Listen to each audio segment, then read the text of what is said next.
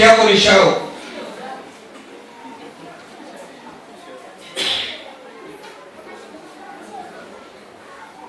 Haleluya. Amen. Ulishawahi kuona watu wako wawili wakitembea wanakamatana mikono, anashika mwenzake, wanatembea hivi wapenda nao, wakisalimiana wanasalimiana, na baada tu ya kitu kidogo kinatokea wanakosana, unachanganyikiwa, unajiuliza hao walipendana kwa hii degree wanafikiaje kuachana? Ilikuwa kiwango ambao waliambiana, nisipokuona siwezi lala, niko nataka nisikie sauti yako nipate usingizi. Inafika wakati mwingine anakuambia mtoto waimbwa kichwa sana mama yako, nini natokea? Umepaniwa pembe ya kutenganisha, na leo tutangoa pembe ya kutenganisha katika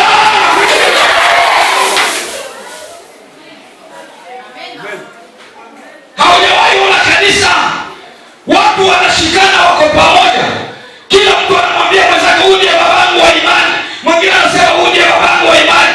Wacha tu wiki mbili ipite, matusi utasikia, unachanganyikiwa. Ndio hao walianza pamoja ama sio hao? Nini inatokea? Shetani amewapandia pembe, na pembe hiyo ni pembe ya kutenganisha. Na nikwambie, nyumba yote ambayo iko na makelele wasitafute baraka ya Mungu. Fujo ndio kitu ya kwanza kukimbiza baraka ya Mungu. Kama mnataka tukimbize baraka ya Mungu kanisani, tuanze kugongana. Tukigongana, Roho Mtakatifu anatoroka. Roho Mtakatifu anataka amani. Nikwambie vizuri, mali inataka amani. Amuasi mukaketana. Mmoja analala kushalo, mwingine analala kushamwe. Mmoja analala kukiti, mwingine analala kumapela. Mpaka unafika kiomba kwa usilamuke pale, aanguke mwezi. Kama tulianza hii maisha naona wewe utaona na ukufe mbele, na maana wewe ukufe. Hiyo ni mlango ya umaskini. Hata watawatabiria kuinuka, hakuna atakayewainua. Na ninataka niseme katika maombi, Zakaria akaona maono. Maono waliona ni pembe ile. Haleluya. Wasomaji wazuri wa Biblia ambao wamesoma kitabu cha Ufunuo sura 13 mstari wake wa kwanza, Yohana akaona katika maji panatokea mnyama ambaye alikuwa na pembe 10, ambaye alikuwa na vichwa 7, na hiyo pembe 10 na vichwa 7, juu ya vichwa 7 paliandikwa maneno ya makufuru. Ijapokuwa makufuru ni maneno ya matusi, ukianza kuleta matusi unainuliwa pembe. Na shetani alikuwa anainua mnyama kutenganisha Kristo na kanisa. Amen. Pembe ya kutengana. Sheri anageuka kusheri. Wa kwangu anageuka toka kule. Unacheka, mwenzako anakuuliza unalilia nini? Unajikaza ujinyenyekeze, anakuambia mlozi, uko unajifunzia hiyo wapi? Mchimbi. Mlishapandiwa pembe na hamjajua. Na huwezi ukaielewa kama hauna mafunuo, kama hauna malaika anayekupeleka kwa viwango vya juu. Niliongea na kanisa nikasema, tunatoka kwa level ya kufikiria mambo ya chini, tunainuka kwa kufikiria mambo ya juu. Maana dunia ambayo tuko nayo inaendelea mpaka saa hii, na lazima watu wa kiroho waendelee kugundua ya kwamba nyumba zetu ndiyo kanisa, nyumba zetu ndio zinaanza kanisa. Kama nyumba yako iko na makelele, kanisa la Kristo litakuwa na makelele. Nyumba yako ikiwa na amani, kanisa litakuwa na amani. Na Biblia inasema vizuri, asiyeweza kuchunga nyumba yake hawezi akawa pasta. Maana huwezi ukashindwa na nyumba yako ukaweza kanisa la Kristo. Tutaongoa roho ya kutengana katika Sulemani anasema umoja ni nguvu, matengano ni madhaifu. Madhaifu ulio nayo leo ni kwa sababu ya matengano. Unaweza ukatenganishwa na mtu wa maana sana. Testi maji wa kutenganisha na mimi. walitenganishe na huyu, walitenganishe na Delege, walitenganishe na Papa Paul. Hii kanisa yote hakuna ushauri kama Paul.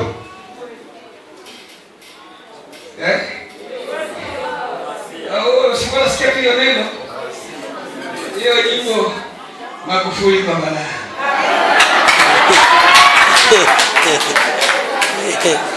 Huyo ni mtu wa maana kivyake, ambaye ninataka nikwambie hivi, pesa yako haiwezi kukupeleka Dubai.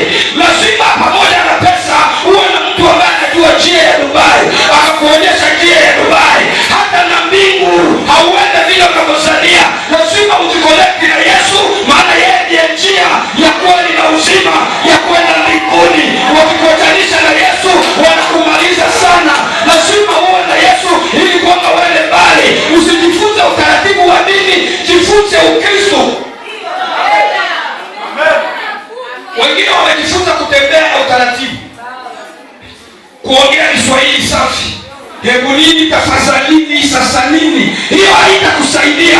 Litakalokusaidia ni kuwa na Kristo. Tunajivunia Yesu, hatujivunie maneno. Lazima uambie mtu hamuniwezi sababu uko na Yesu, lakini usipokuwa na Yesu watakumaliza asubuhi mapema. Niko naambia vijana wenye wanaanza kazi ya Mungu saa hii, wanafikiri jina kubwa ndio kuikaa. Bezeno walianzaka hii wakaoa mwanamke wa pili. Bezeno walianza hii kazi wakaanza leo ya mkanisa.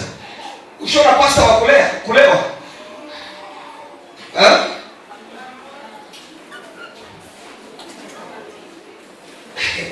Ukisikia mtu yuko na miaka 3, 4, 5 ako kanisani kwa madhabahu, vua shapo. Haiko kazi ya mchezo hii. Na ukisikia mtu anasema atakuwa pasta, mwambie karibu tu. Akuyo huko pasta. Tupigane na mapepo na maroho. Utapigwa za changizo, utapoteza meno. Madhabahu ndio hii. Sikuja hapa mpasteri kwa mzuri wakuite papa pasta, wanakuwekea kiti ya mbele. Matokeo ya hii sasa ndio shida. Shetani atakuja kutenganisha na watu ukiona. Haleluya. Amen. Utenganishwe na watu ukiona. Na niliongea nikasema, nyinyi ndio utajiri wangu na mimi ndio utajiri wenu. Ama niongee, tukikuwa pamoja hivi tukashikana, lazima tutafanya vitu vikubwa. Lakini nikijikuta niko peke yangu, nitapigwa sababu niko peke yangu. Kuna mtu ataniogopa sababu niko na wewe. Wakigundua sina wewe, watanipiga chagizo. Lazima niwe na wewe, maana mtu ambaye ako na watu wengi anaogopwa. Mtu ambaye yuko peke yake, nani anaweza kukuambia kwamba hauna imani ambayo iko thabiti? Lazima tuambie Mungu akupatie baba ambaye anaitwa kuhani, ambaye ana imani zaidi yako. Wakijua nguvu ya baba yako, hawawezi wakakupiga, maana wanajua una mtu wa kukutetea. Lakini wakikutoa kwa baba wa imani, wakikupalia mbegu ya kukutenganisha, watakuwa mbele wakati. Niliambia watu Nairobi, jiepushe na mtu ambaye anatusi kanisa lako. Na hiyo kanisa yenu ni gani? Kanisa yenu ni gani? Fuatilia ile maneno sana. Kuna mtu akikujaribu sana anakushindwa, anatafuta kunatoshaka nguvu wapi. Akigundua nguvu yako inatoka wapi, anakutoa kwa hiyo kanisa. Na ukiwa mjinga unatoka, utakapotoka ndio wanakuweza. Sema sio mimi.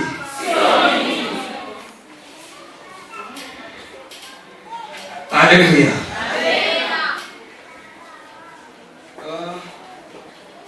Nataka ongea tu burumestre wa Kadutu. Anaitwa nani? Ndio ngali? Wakao mnyoni. Unaweza kuwa familia wa bekao mtu akakuchezea huyo. Unaweza kuwa ndugu yake wa familia mtu akakuzoea. Kuna mtu akisikia hivyo atakuepuka mahali, maana anajua achana naye. Ndugu ya rais Felix Tshisekedi, nafikiri hata kama yuko kanisani ukimuongelesha na kumwambia usinizoee, unanijua vizuri, naita Kishasa. Unajua anajivunia nani? Anajivunia mtu ambaye aliye naye. Niulizie mtu karibu yako, na wewe nani yuko karibu yako? Niulizie naye, nani iko karibu yako? Nilisikia mtu anasema watu wote lazima wabarikiwe kanisani, nikakataa. Nikasema watu wote si lazima wabarikiwe kanisani. Mtu anayebarikiwa kanisani ni mtu ambaye anajulikana na pasta wa kanisa. Mtu ambaye anafaa kubarikiwa kanisani ni mtu ambaye adamo, maana ni pasta wa hapa, anajua jina yake. Kwa sababu gani? Atakuwa anamuombea kwa jina, hata muombea kwa nguo. Baba bariki wa nguo ya ruje, Baba bariki wa kitambala ya ble, lakini ataita jina lako, naombea chikwa nime, naombea lishe lime. Ndio wale wanabarikiwa haraka. Mtu mwingine ambaye anabarikiwa haraka kanisani ni mtu ambaye mkono wake na mkono wa mchungaji inakutananaka kwa fungu la 10. Usikubali utoe fungu la 10 mkikapo, usana na mchungaji na fungu la 10, mwambie niombee, lakini huyo utabarikiwa kwa hiyo madhabahu. Maana nikiangalia madhabahu yetu ya Golgotha hapa ni masikini kabisa. Niliangalia nje hakuna hata gari. Tuko na Roho Mtakatifu wa sana, lakini hatuna roho mleta magari. Na hatuwezi bakia tunaruka hapa. Tuko katika shamba la Bwana. Haleluya. Mliwaona na?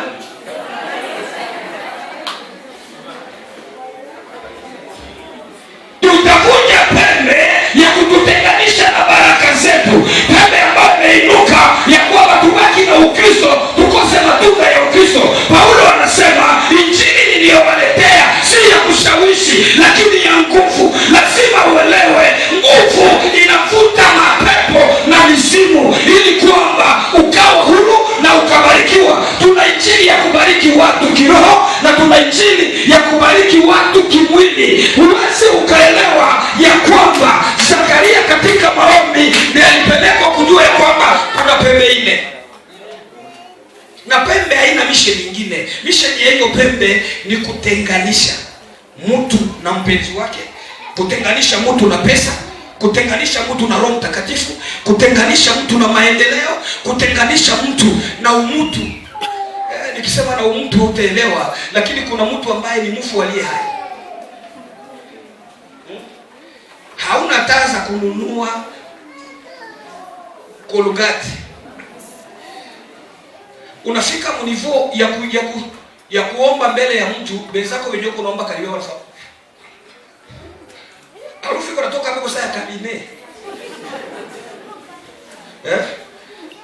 Hakuna hata ya dawa ya meno, na unajua kwenye abeseda inatokaka. Ni kwa sababu ya ukosefu, na lazima tukemee roho ya kututenganisha na utajiri katika tukemee roho ya kututenganisha na Roho Mtakatifu katika pembe hiyo itangolewa leo. Pembe ya kutenganisha. Ulishaka achana na mpenzi wako, sikia kisiro na lumaka. Unaiona douleur ya separation. Kuna mtu ushakapenda uone kisi kinalumaka. Nani shakataliwa hapa? Nani mwenye iko this? Niko nauliza nani humu mwenye iko vefu damu? Nani humu kwa muredesi? Kwa mkatala mara hii usisi kunalumaka. Akuite akwambie nilikia kujua kama hauko anivyo yangu. Unamuuliza nivyo ndio nini baba? Ya mama so, hauko anivyo yangu.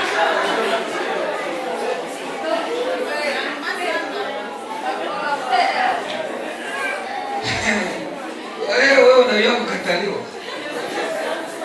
Unajua kukataliwa? Yenye Yesu aliona mbele ya Judas. Yuda anamkana na anamwambia unamsaliti mwana wa Adamu kwa kumpusu Yuda. Anamletea bizu lakini ni ya kumsaliti. Wao unajua Yesu alisikia balikula naye, balilala naye, aliona miujiza na yeye walikuwa anamwekea mago, lakini anamkana. Anamwambia unanisaliti. Sikia tu. Sikia mtu akukatae. Sikia mtu aliyetendea mema akuumize. Inakujeruhi moyo mpaka unashindwa kutenda mema. Ndipo nasikia wamama wanasema wanaume wote haiko wa ndugu yetu, ukiwapatia nyama wapatie kwa mfupa.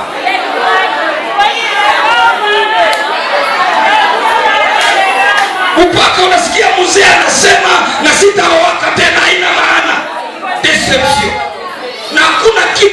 inakula mwili kama deception.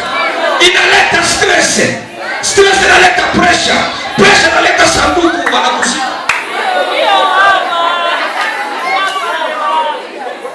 Nakataliwa magazi. Kutenganishwa na mtu uliyempenda ni shida kubwa, lakini Zakaria akaona ya kwamba kumbe si Mungu. Kila kutengana usiseme ni Mungu, ingine ni nguvu ya giza, mengine naletwa na uchawi. Unachukia mtu ambaye anaweza kukusaidia, unachukia mtu ambaye alikupeleka, utakuja kuregreti baadaye. Na tuliachana kaya, unaanza sikia aibu ya kurudia. Unaweza kuwa unapita unachungulia kwa madirisha.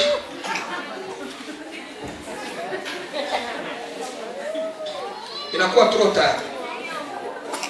Lakini leo nataka tuvunje pembe ile ya kutenganisha katika jina la Yesu.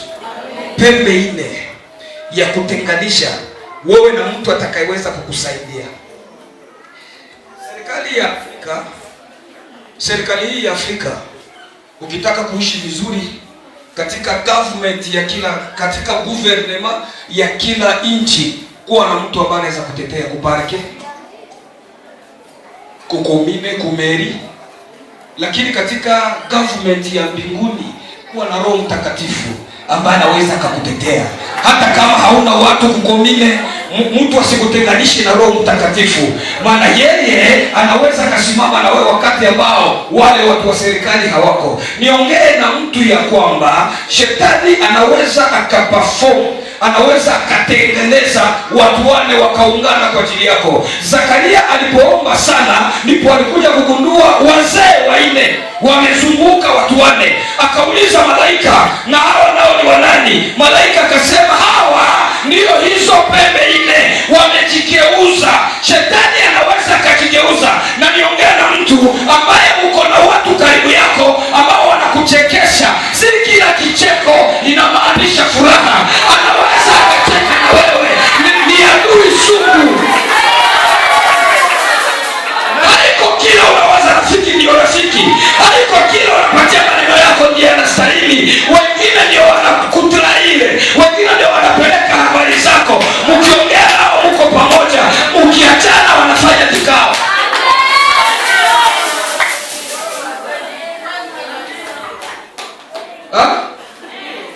Unamtaka nani wa kwangu? Tulishakuwa marafiki Samuel, tushakuwa marafiki, urafiki yetu shakakosa ya bunduku. Tulichanjanaka damu. Mimi na huyu tutasikiwaka kansa hiyo fast moya. Usingizi tu ndio natutenganishaka. Si Mungu akufunulie roho yake. Mungu akufunulie. Kama nilikuwa na kirete kuroho, baishushe tu kidogo uone. Roho ya ule Mungu unashuhudia. Hauna mlozi sawa ule mwenye anakusumbua usiku na mchana, lakini sababu hauna macho ya kiroho unashuhudia vitu usivyojua. Lazima uweze kushuhudia. Nasema leo Mungu akuoneshe adui zako, Mungu akuoneshe rafiki zako, Mungu akuambie nani ambao unaweza kukadili nani.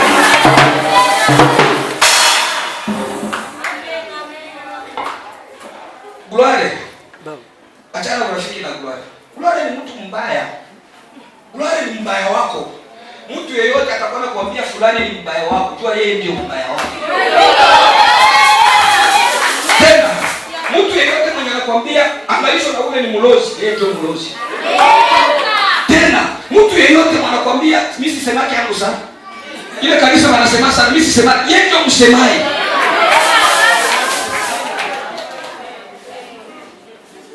Kama una macho ya kiroho, unaweza ukajaji mtu ukamujishie kwa sababu ya kujisifu. Utaelewa ya kwamba Yesho ndio wanajisifu. Bakiingia mkanisa unaona anekala juu. Unamuuliza ile kale, "Ah, nisipende probleme na mtu mwenye kalanga au sipataka yangu fuyo." Ono nyuma ndio kusifu yeye. Nyuma ndio kuwafuyo.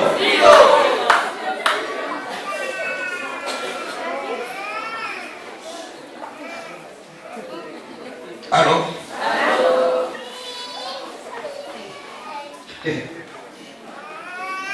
Anakia mbele muibada, lakini anajitafutia kafasi kukwe. Kuna maana yuanaka mwenzake mwingine wafuga na angalia kwa mwenzake kuna yana hapo ya kula hiyo. Mwingine wafuga na wale huko.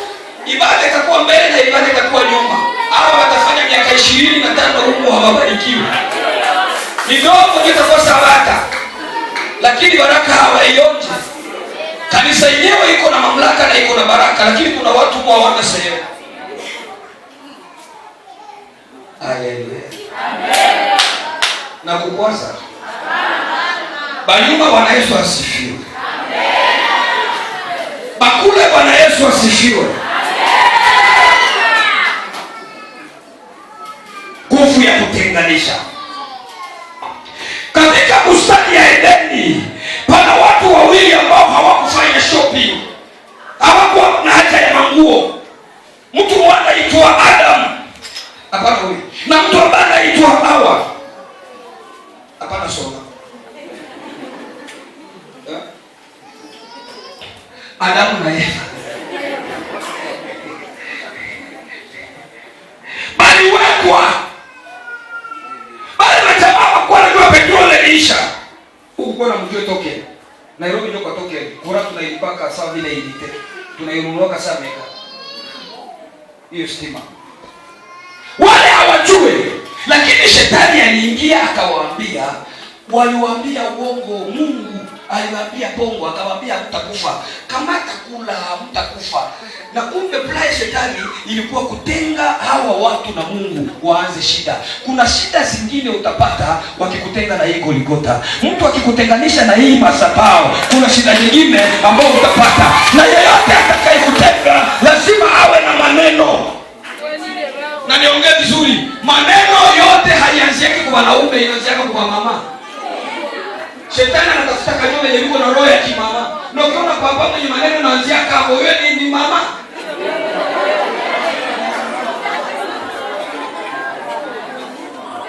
Kuko na mama. Meliko na mapatalo. Kama mkikula mtakufa. Hamtakufa kama alivyowaambia. Walijaribu wakala. Nini ilitokea? Shetani akarefusio.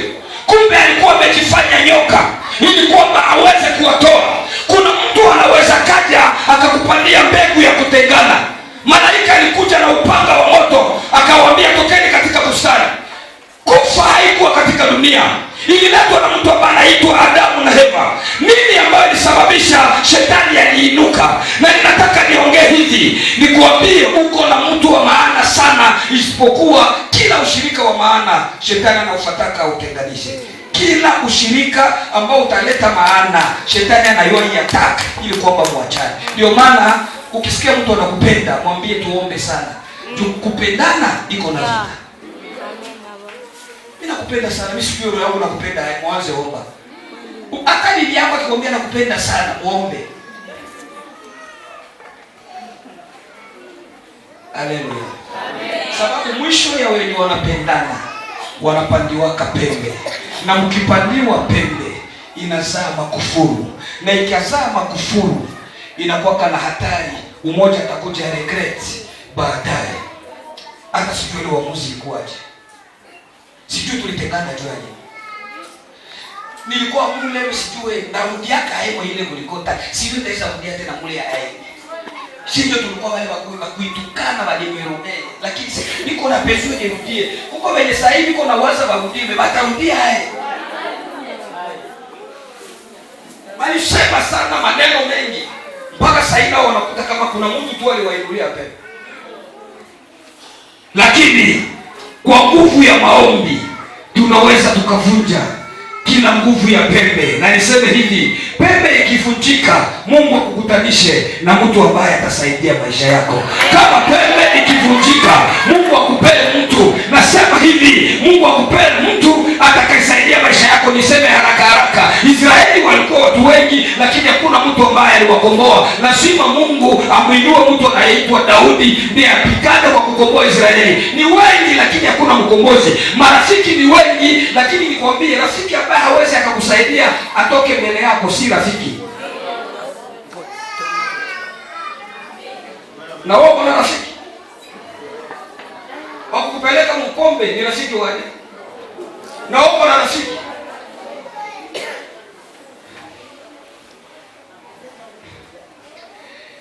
Niliona mtu Nairobi ananunua gari.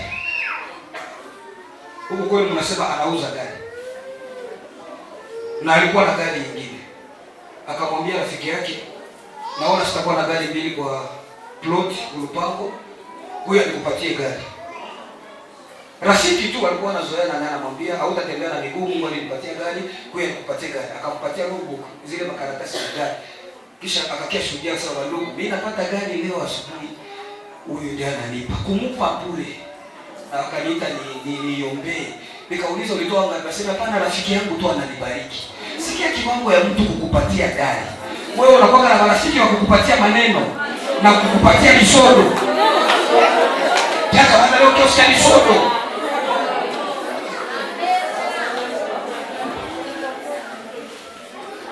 Haleluya. Acha tutengane na wale. Mungu atupee watu ambao wanafaa. Haleluya. Huwezi ukampata rafiki ama baba ambao ulitarajia atakupeleka mbinguni kisha akakuja kukugeukia mtu ambaye anakupeleka kuzimu. Mungu akutenganishe na kila mtu ambaye anakuachisha njia ya mbingu, ambaye anakupoteza njia. Mungu akupee mtu ambaye utashikamana naye akakuonyesha mbingu na ukaenda mbingu. Mungu akupee mtu ambaye unaweza ukamwambia mahitaji yako akakuombea siku 3. Anakupromise nitakuombea na ni kweli anakuombea. Ni mtu wa maana sana. Wengine wanakuambia nitakuombea, unampata kuna kula. Ndakukeshea mali yenyewe ukinywa. Kupata mtu mwenye atasimama na wewe kwa maombi si mchezo. Na nikwambia hivi, sote ambao tuko hapa hatujiweze, lazima tuwe na watu nyuma yetu ambao watasimama na sisi. Afrika yote haina nguvu. Nguvu ya Afrika ni Amerika. Amerika ikianguka, Rwanda haina nguvu. Nguvu ya Rwanda ni Amerika. Unaweza mshangaa mtu kumbe anaishi kwa maombi ya mtu mwingine. Unaweza ona mtu anairuka hapa kumbe kuna mtu nyuma yake, na mwenye yuko nyuma yako ndio nguvu yako. Amen. Jamii. Basoda wanatoka kitu inaitwa bazari. Sijui kama waimbaji hapa wanasemaka vile. Waimbaji ya Nairobi niko na kitu inaitwa baka. Anaimba lakini kuna watu ya na nyinyi unajua ile ya kuwaitikia wanaitwa, nikamauliza ni nini? Anasema wale wanakusaidiaka wanakuitikishia. Kuekipe huko watu wenye wanaitwa mafanatike. Ile sio mafanya hivyo, wow, inakupatia nguvu tena. Na muimani ili uendelee mbele lazima uwe na watu wanasimama na wewe. Petro asingilitoka kwa gereza kama si maombi ya kanisa. Lazima uwe na watu ambao wanajua jina lako na wakakuombea. Na acha kwenda nyuma ya mfabule. Amen.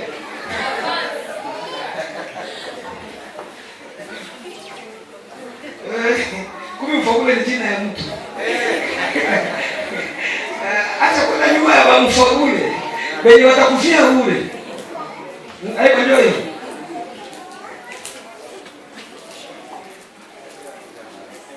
Haleluya.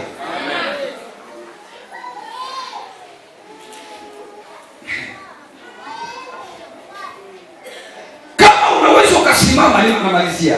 Kama unaweza ukasimama ukakemea pepo. Nairudisha tu hivi ili uelewe vizuri. Kuna vijana ambao walisimama kukemea. Wakaambia pepo ya kwamba tunakukemea kwa jina la Yesu anayetajwa na Paulo, wale wasikewa. Pepo ikasema Paulo tunamjua na ule Yesu tunamjua, lakini wewe ni nani? Kwa sababu gani? Ni kweli wanakemea pepo lakini hawakuwa na backup. Jina yao walikuwa wataiconnect na anga.